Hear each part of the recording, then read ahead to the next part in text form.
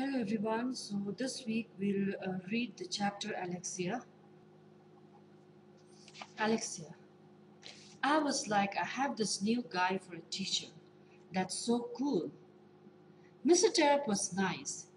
He let us sit in tables, not rows. I was like, no way. Are you serious? And like the best was I got to sit with my friend Daniel. There was this new girl in our class, Jessica. She wasn't at a table, but I needed to talk to her. I needed to tell her who she could be friends with. She seemed like she could be pretty cool, even though she carried a book around like a teddy bear. I found her at recess. Outdoor recess is held behind the school. There's a big blacktop area with basketball hoops and hopscotch. There's playground equipment in another spot, and a large field for running around and playing sports like kickball or football. That's where the gazebo is, by the edge of the field. I found Jessica sitting alone on the steps of the gazebo. She was reading a book. I was like, what a loser. But I went up to her. Hey, I said. Hi, she said back. You are Jessica, right? Yes. I blew a bubble with my gum and sat down.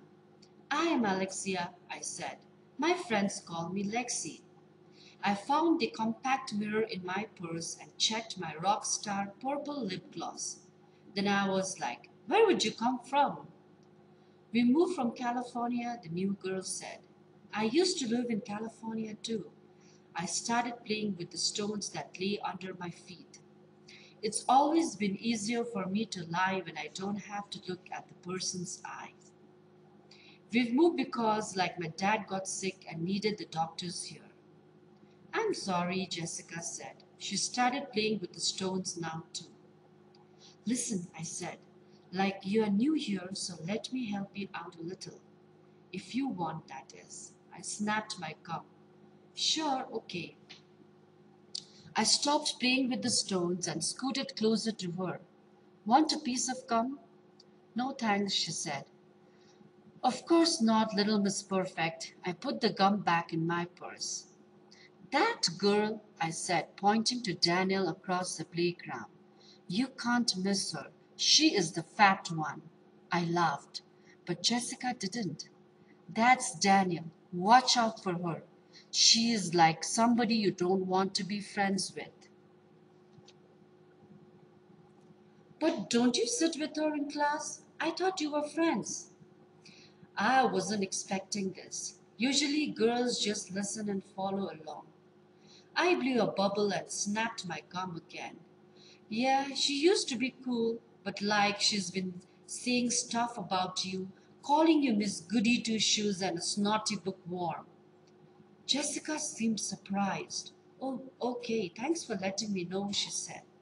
Don't worry, I put my arm around her. Stick with me, and I'll help you out. It'll be great. Then recess ended. That's how I got the girl war started. Jeffrey. The kids in my class are all right. I have to deal with Alexia again. Plus her feather bows and leopard print clothes and her stupid purse. I wonder what kind of makeup she puts on this year. She's so dumb. She thinks she's a Hollywood star or something. Then there's Luke. I don't mind him. He's just smart and serious about school. And Daniel in my class, she's fat. And then there's Peter, a wise guy, a total smart aleck. I wanted to tell Terupt that Peter spent all his time in the bathroom cause he was messing around. But Terupt figured it out, even if he was new. He seems smart. I just don't want him trying to figure me out. I am no good in school. School sucks. Daniel. School wasn't so great. My teacher seemed pretty nice, and he could be funny too. But none of that matters when you don't have friends. Lexi had done this stuff to me before. One day she's my friend, next day she's not. I don't even know why I'm not mean to her. This year was the worst though. Things started out fine. Then one day after recess, Lexi started ignoring me, pretending I wasn't there. She would talk about things right in front of me and leave me out of the conversation. She started telling her stupid fat jokes. It was horrible.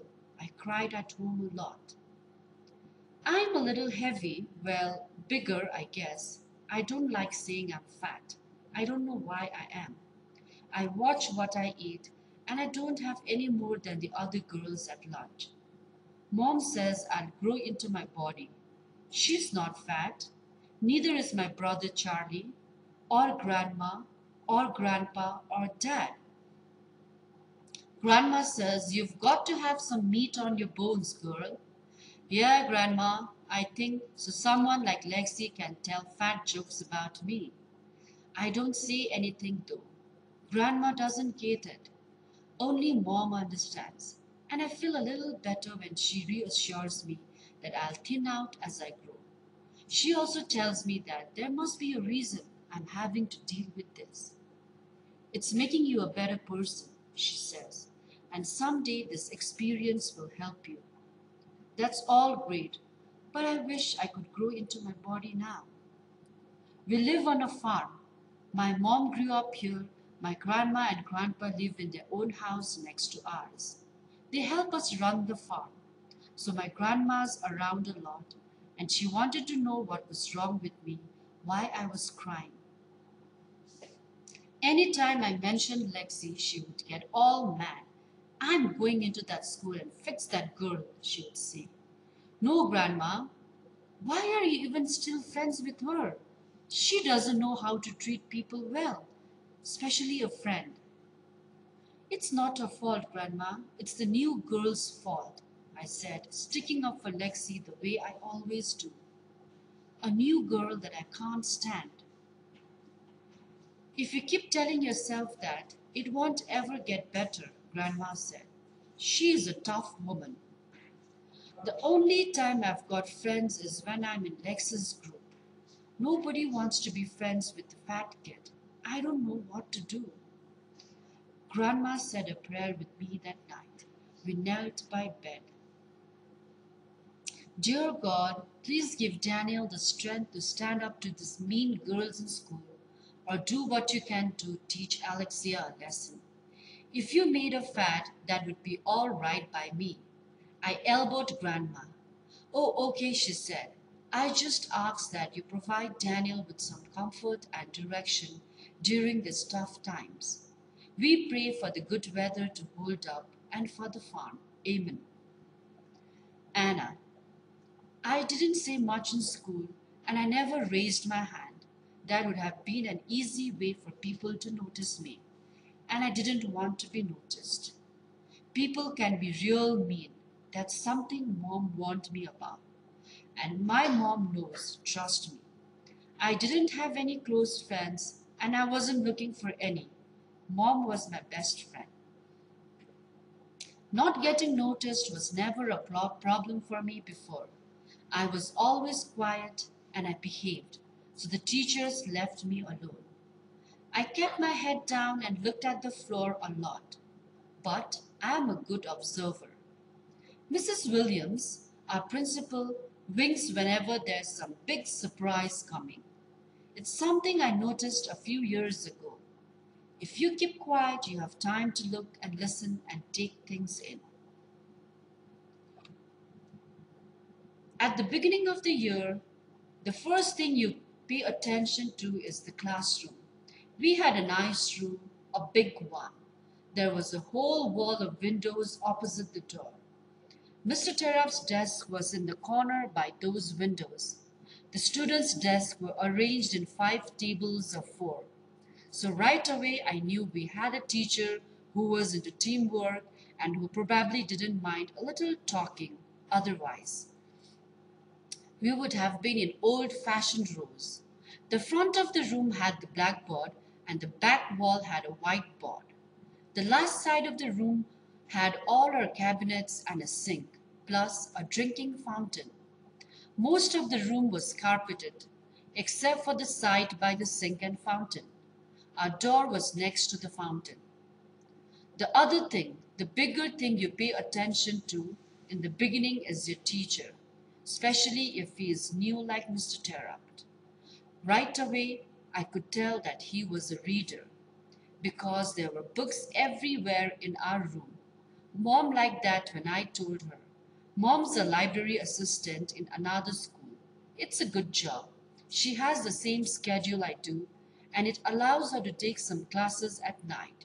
She's studying art, something she missed out when she was younger. She's really good at drawing and painting. Mr. Terup was young and athletic looking. He didn't have any pictures around his desk, and he didn't wear a wedding ring. Miss Newberry from across the hall didn't have a wedding ring either, neither did Mom. Mr. Terup turned out to be different. He noticed me on the first day. It didn't matter that I wasn't raising my hand, because he would say, "Anna, get ready, I'm calling on you next." Or if we were talking about something and there wasn't just one opinion, he would say, "Anna, what do you think?" He wasn't going to let me hide all year. This made me nervous, but it turned out to be a good thing in the end. October month. Peter. I never ever had something in school excite me before, but the plant unit we did with Mr. T had me fired up. We grew these bean plants from seeds, and once they got big enough, we started doing different tests with them. Variables, Mr. T called them.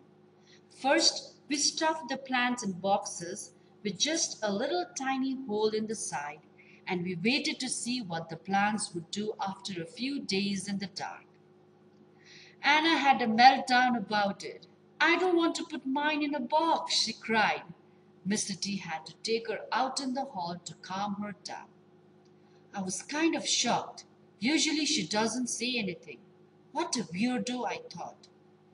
It's no wonder she doesn't have any friends. It's a good thing Daniel was a partner. She is the patient kind. Anyone else would have been fuming. My partner was Lexi, which was fine. She let me do what I wanted. Next, we put the plants on their side to see how they would grow. I couldn't believe it. The plants bent and still grew up towards the ceiling. That was pretty cool. But the best part was what we got to do in the end. Mr. T let us feed a plant with any concoction we wanted to over the course of a week. There was just one rule. We couldn't use an ingredient that would spoil and stink up the classroom, like milk or something that wasn't good for us to breathe, like gas. There were some pretty wild concoctions. David and Nick used salad dressing because, according to them, plants make salad, so the plants will like salad dressing. Brenda and Heather used orange juice mixed with ketchup and Pepto-Bismol. I don't know what they were thinking. Mine was the best though. I brought in a cat litter, soda, and a little maple syrup. I did my best to mix it together and feed it to my plant. Lexi wasn't real happy about my choice of ingredients. I didn't tell her I had peed in my soda bottle some too. "Peter, you moron! This stuff is going to kill our plant," she whined. "Shut up! You never cared about the plant before," I said. "Well, I care now," she said. "Lexi, maple syrup comes from trees. I drink soda a lot, and I'm growing, and farmers put animal manure on their field all the time. So zip it. It's going to work." Our plant was dead in 2 days. Daniel and Anna did the best. Daniel used some natural ingredients her grandmother had taught her about, something the old-time farmers really did use. I guess Daniel lives on a farm, so she had a big advantage. Her concoction worked, big time. She and Anna were the only ones to come up with food that the plant liked. Anna was all smiles till Lexi said, "Like you are just lucky Daniel was your partner. She did everything." Then Lexi turned to me and added, even if she is fat, I don't think anyone else would," but I laughed. I know I probably shouldn't have. Anna's smile disappeared and she stared at the floor. Poor old Luke sure tried. I think he put too much brain power in it, and he's got a lot of brain power. He's been the smartest kid in school since kindergarten. His partner was Jeffrey, but he never does anything. He just let Luke take charge. Maybe he should have helped. I've brought a number of different ingredients, Luke said, and they all interact perfectly because of the electron balance and resulting bond formation. He even said something about a periodic table or some crazy thing. Well, you are never going to believe this, but Luke mixed his junk together and it started smoking. The next thing we knew, the stupid fire alarm was going off. Whole school had to go outside, and even the fire department showed up. It was great. Mr. T had to do some explaining, and after a while we were let back inside. But Luke wasn't performing any more experiments for us. Man, things were just so much fun with Mr. T. Luke. We moved from cool math right into wicked science. The only thing I didn't like about our science unit was that we had to have partners. I prefer to do my projects alone, but Mr. Terupt teamed us up. We were working with plants and he said we didn't have enough space for everyone to have their own. Jeffrey was my partner, which, believe it or not, worked out great because he let me do whatever I wanted. He didn't care. The only bad part was that he was always grumpy, a dollar word. We studied phototropisms by observing how our plants grew towards light after we stuffed it into a box that had only a tiny hole in its side. Then we studied geotropism by observing how our plant grew towards the ceiling even after we tipped the plant on its side for a few days. And then we were given the opportunity to study a variable on our own. Mr. Terupt told us to manipulate the plant's nourishments. Feed it whatever you want, he said. Make your own concoctions. Geoffrey left me alone. He hated school and everything about it. That day, I hurried home and studied my periodic table. I had received a special chemistry set last Christmas. Hydrogen and oxygen make a special bond when they come together to form water.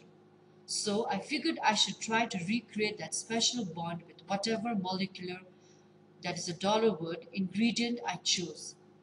I looked through the chemicals in my set and picked the ones that would result in the same type of electron balance that occurred in the hydrogen and oxygen bond.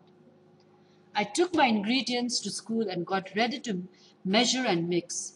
Jeffrey was slightly interested at this point. Mr. Terupt, on the other hand, appeared a little uneasy about the whole thing, but he never stopped me.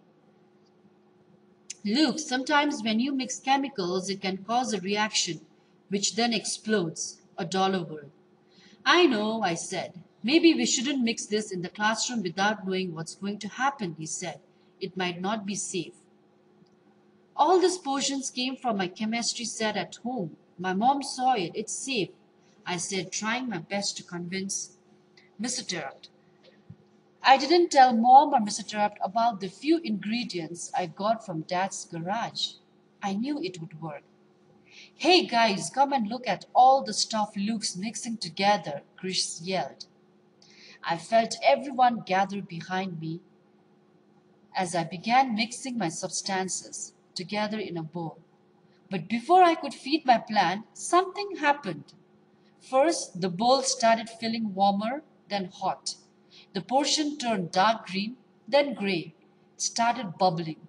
First slowly, then rapidly. I knew this was bad. Back up, everybody back up, get away from it, Mr. Terupt ordered. Smoke started billowing from my concoction. Then the screech of the fire alarm pounded against my ears. The only other thing I heard was Peter laughing. This is awesome, he yelled. Way to go, Lukester. Outside, everybody outside, Mr. Terupt ordered. I was done for. I was sure of it. Wrong again. Mr. Terupt spoke to Mrs. Williams and took the blame for everything. He even stood up to the fire marshal, who always walks through the building after an unannounced fire alarm. The marshal wanted our word posters taken off the hallway walls. He claimed that they were a fire hazard. Jeffrey thought this confrontation was a big deal. Did you see Terupt say no to that guy? He said. He refused to take our posters down. I saw, I said, and I saw a flashback of smoke pouring out of the boat. I knew I wasn't ever going to be a botanist, a dollar word. At least Jeffrey had gotten excited about something. I wish Mr. Terupt hadn't trusted us so much. Maybe it was because he was a first year teacher and didn't know better. But I don't think that was it. I think it was a case of Mr. Terupt being a special teacher. Thank you.